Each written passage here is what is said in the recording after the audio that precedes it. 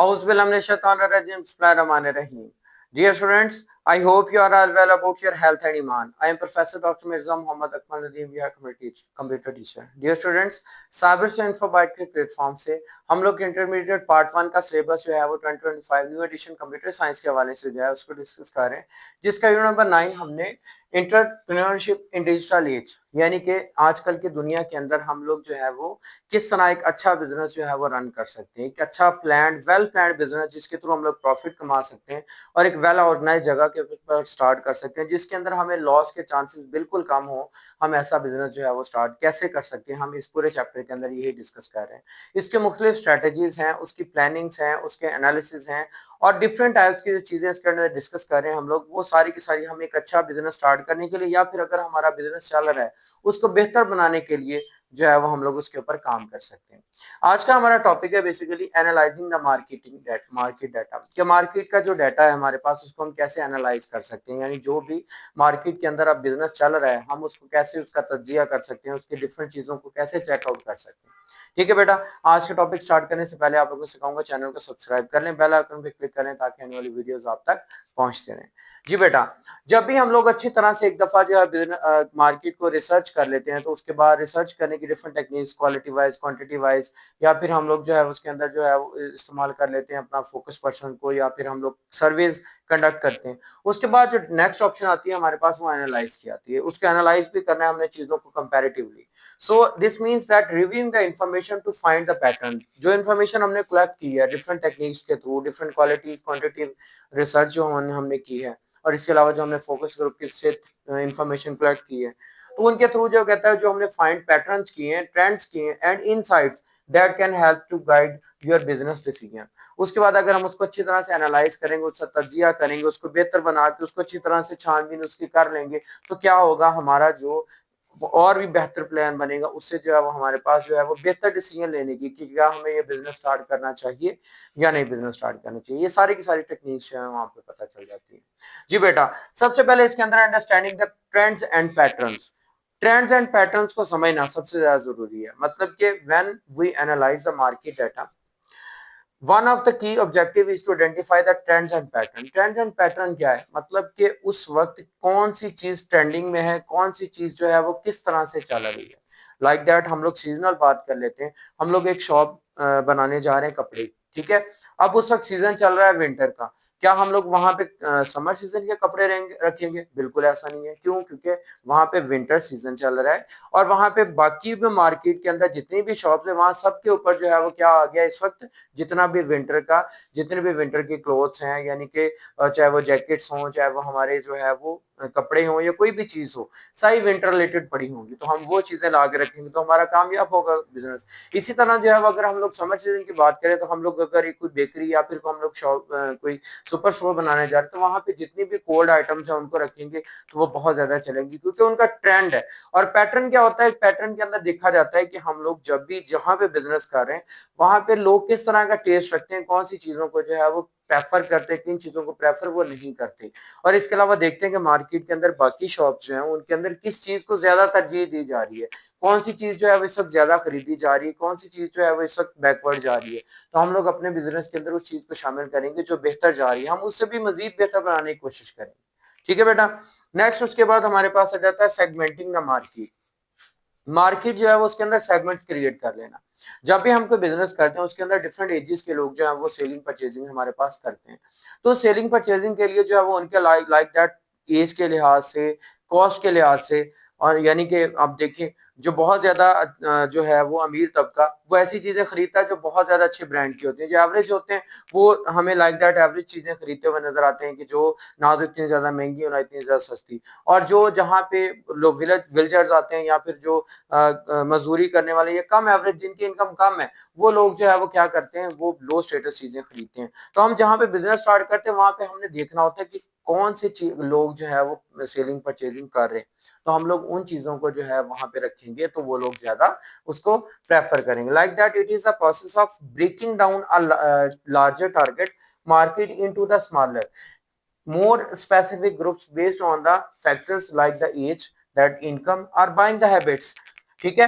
हम लोग क्या करते हैं कि हम लोग ये एक ऐसा प्रोसेस जिसमें हम लोग एक बड़े जो है वो हमारे पास जो भी हमारे पास टारगेट है मार्केट का, हम उसको छोटे छोटे हिस्सों में तकसीम कर लेते हैं और उसको मुख्तलिफ चीजों की बेस पे तकसीम करते हैं, लाइक एज के लिहाज से, इनकम के लिहाज से, या फिर लोगों की खरीदारी की जो हैबिट है उसके लिहाज से, कि लोग जो है वो लाइक दैट, हम लोगों ने जो है वो बेकरी है वहां पे हमने बनाई, या फिर हमने कोई फूड स्टॉल बना लिया है, फूड स्टॉल जो है जहाँ पे फास्ट फूड मिलता है, हम लोग देखेंगे कि लोग जो है वो कौन से ज्यादा लोग चीजें प्रेफर करते हैं। अगर ज्यादातर लोग जो है वो पिज्जा प्रेफर करते हैं, और पिज्जे का कौन सा जो है वो फ्लेवर ज्यादा प्रेफर करते हैं, हम लोग जो है वो उसके लिहाज से उसको कर लेंगे। उसके बाद अगर एज की बात की जाए तो छोटे बच्चे और लाइक दैट यंगर एज, और इसके बाद ओल्डर पीपल, हम लोग इनको मुख्तलिफ सेगमेंट्स में डिवाइड कर लेंगे, देखेंगे कि यंगर पीपल कौन सी चीज ज्यादा खरीदते हैं और ओल्डर पीपल कौन सी चीज ज्यादा खरीदते हैं। फिर देखेंगे कि हमारे पास जो कस्टमर्स आते हैं वो किस एज के आते हैं, अगर तो ज्यादा यंगर आते हैं तो हम यंगर प्रोडक्ट्स को ज्यादा रखेंगे, और जो ओल्डर आते हैं अगर हमारे पास ज्यादा तो हम लोग ओल्डर प्रोडक्ट्स को ज्यादा रखेंगे।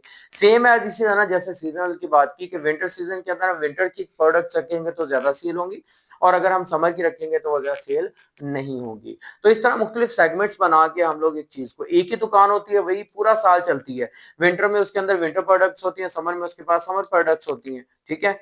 तो इस तरह जो है वो थ्रू आउट द ईयर जो है वो ये बिजनेस ट्रेंड चलता रहता है।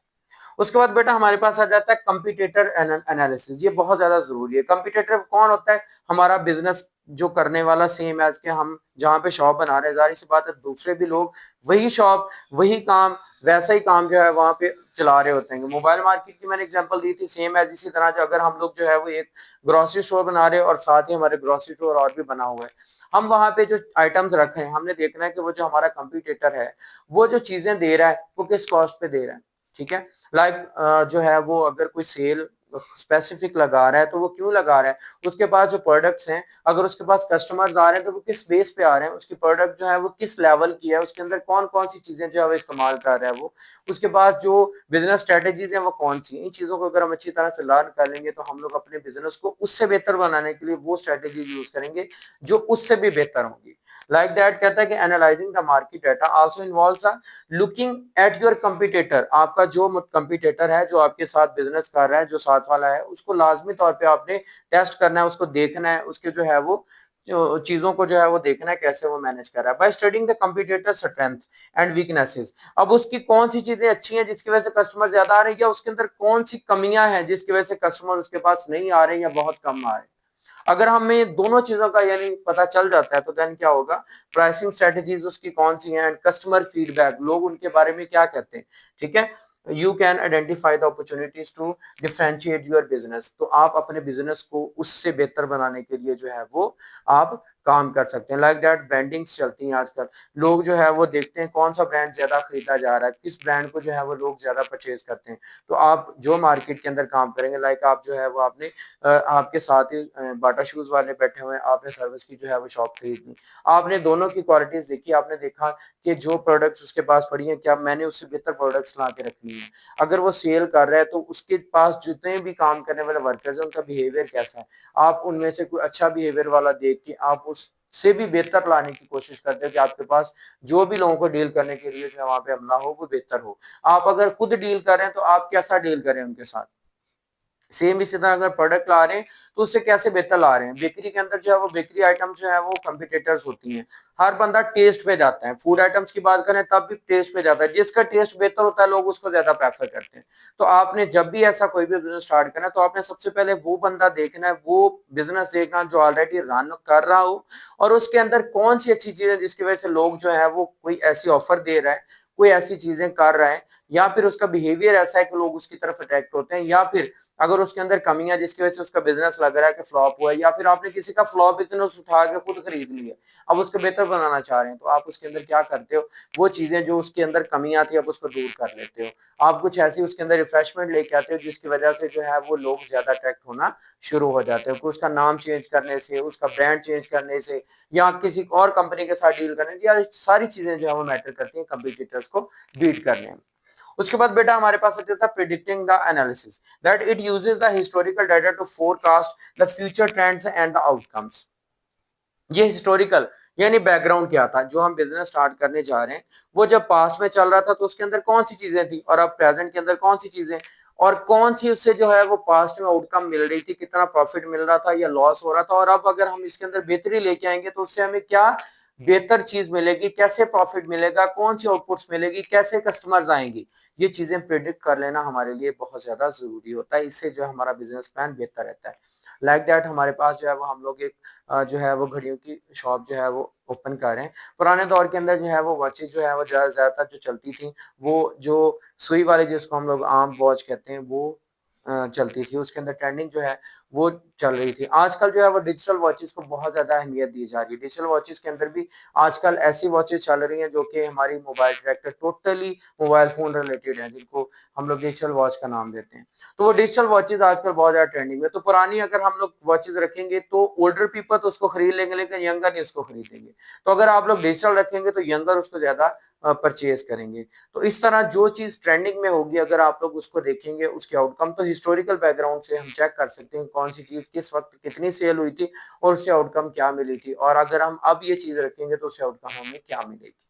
ठीक है बेटा। उसके बाद हमारे पास आ जाता है making the data driven decision. That's mean the primary aim of analysing the market data is to make well informed decision that improve your business success. कि हम लोग ने जितना भी एनालाइज करना है, एनालाइज करें अच्छी तरह से, हर तरह से फोकस करके चीजों को देखें, समझें, अपने कंपटीटर्स को समझें, अपने बिजनेस प्लान को समझें, अपनी स्ट्रेटेजीज को समझें, उस प्लेस को समझें जहां पे आपने वो बिजनेस स्टार्ट करना है। उसके बाद ये सारा कुछ जब रिव्यूज ले लेंगे तो उन रिव्यूज के बाद जो है वो आप लोग क्या कर सकेंगे, एक बाकायदा डिसीजन मेकिंग हो सकता है। लाइक दैट आप नया बिजनेस स्टार्ट करने जा रहे हैं तो क्या आपको स्टार्ट करना चाहिए या नहीं। और अगर आपके पास ऑलरेडी कोई बिजनेस चल रहा है और उसके अंदर कोई चीज फ्लॉप आउट हो रही है, लाइक दैट आप कोई एजुकेशनल इंस्टीट्यूट या फिर कोई अकेडमी चला रहे हैं, तो वो आपको लग रहा है कि अब जो है वो स्टूडेंट्स वहां पे नहीं आ रहे क्योंकि वहां पे नियर बाय जो भी अदारे थे वो खत्म हो चुके हैं। अब वहां पे जो है वो दूर दराज से लोग आ रहे हैं, यहाँ पे ट्रांसपोर्ट का सही इंतजाम नहीं है, तो आप उस चीज को क्लोज कर दें बेहतर है।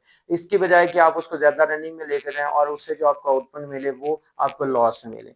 इसी तरह मुख्तलिफ तरह के डिसीजन जो है उसको बेहतर बनाने के लिए अगर हम लोग जो है वो उसको कन्वर्ट करके अपडेट करके किसी ऐसी जगह पे ले दिया जहाँ पे नियर बाय एजुकेशनल इंस्टीट्यूट ज्यादा हो, आपका नाम चल रहा है, आपके ब्रांड चल रही है, तो इसका मतलब है कि वहां पे भी आप कामयाब हो सकते हैं। तो इस तरह जो है वो आप लोग कोई भी डिसीजन ले सकते हैं। तो बेटा ये हमारे पास जो है एनालाइजिंग मार्केटिंग डाटा स्ट्रेटेजीज हैं, अगर इनको अपना लेंगे तो हमारा बिजनेस जो है वो मार्केट के अंदर बहुत अच्छा रन होगा। तो उम्मीद करता हूँ कि आपको ये आज का टॉपिक अच्छी तरह से समझ आ चुका होगा।